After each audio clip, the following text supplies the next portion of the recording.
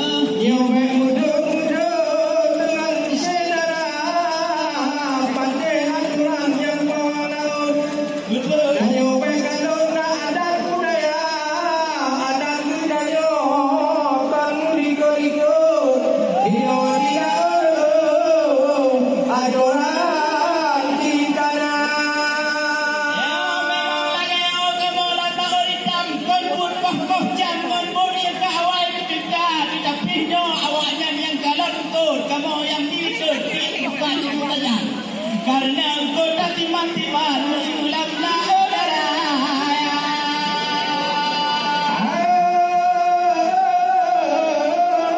Yang penting berat utama bangun yang budi laut badawi dawa anak muduwe tilu dua nungkut. Hai oda bajo ada Allah berita.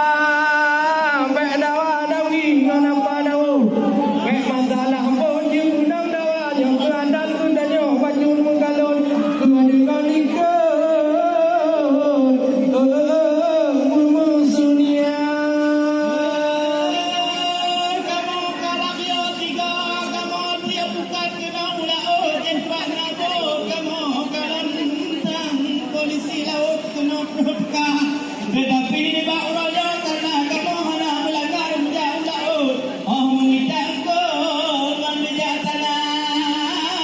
Kamu nyobukan hukum. Walaupun menjadi lika. Tetapi strategi karena awaknya lika. Bukan habar kamu tu.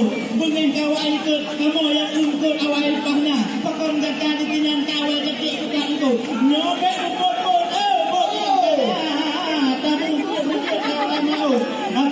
Luar biasa di berbahagia prosesi melabuh pukat semangat dari para nelayan luar biasa. Beri tepuk tangan untuk kita semua pendengar berbahagia ini dalam prosesi kanduri laut. Baik pun di Ulabu maupun di Langsa maupun di Tingke atau di Sabang. Dan yang hai sembari kita mendengarkan syair-syair Aceh dari Rio prosesi dari labuh pukat ini sendiri.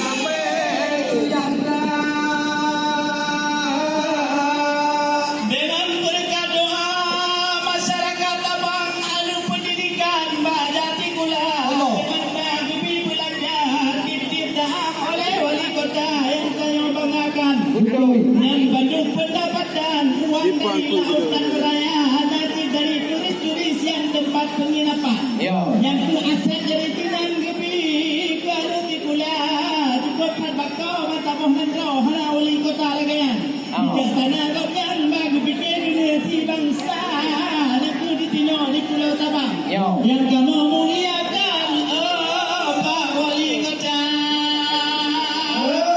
Bapak Ibu tamu undangan sekalian, syair yang baru saja dilantunkan tadi merupakan apresiasi kepada Wali Kota Sabang beserta jajaran yang sudah melaksanakan kegiatan ini, bagian dari upaya menarik wisatawan mancanegara tentunya dan juga domestik agar ke Sabang, dan tentunya juga memberikan semangat kepada para nelayan untuk mencari nafkah agar kemudian bisa mensekolahkan anak-anaknya memiliki pendidikan yang tinggi dan merupakan peningkatan kesejahteraan demi kesejahteraan masyarakat Kota Sabang secara keseluruhan.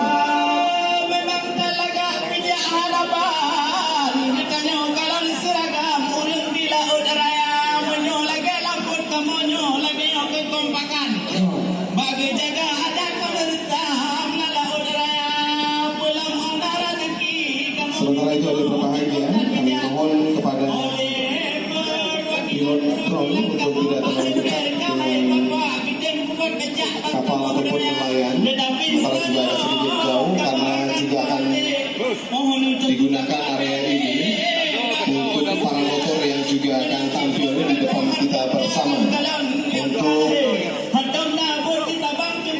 kenyamanan dan keamanan tentunya kami mohon untuk tidak terlalu dekat dan tidak